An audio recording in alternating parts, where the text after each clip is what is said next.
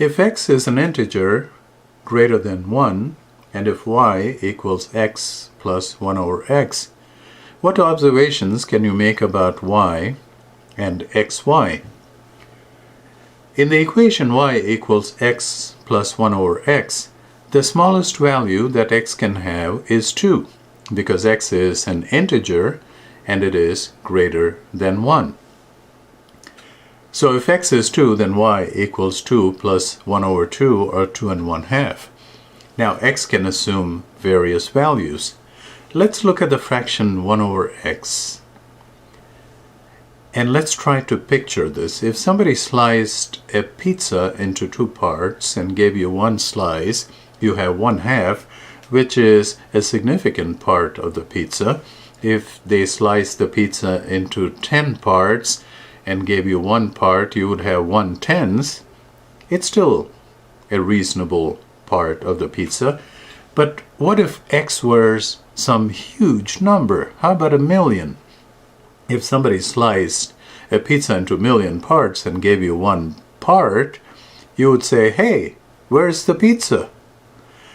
Can you imagine what happens when x is even a larger number?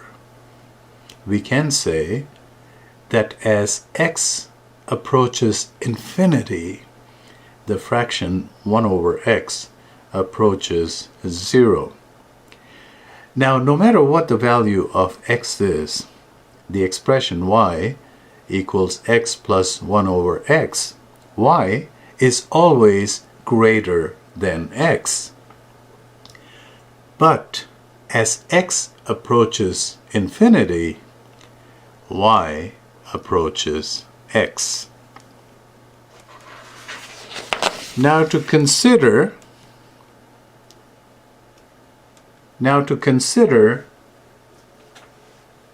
the part xy. Let's take the equation y equals x plus 1 over x and multiply both sides by x. So here, xy equals x times x plus 1 over x times x. X times x is x squared, and 1 over x times x, the x cancels out and we are left with 1. So xy is x squared plus 1. So no matter what the value of x is, x squared is always positive. So xy is always a positive number. It's worth noting that even if x were a negative integer or any negative real number, xy would always be positive.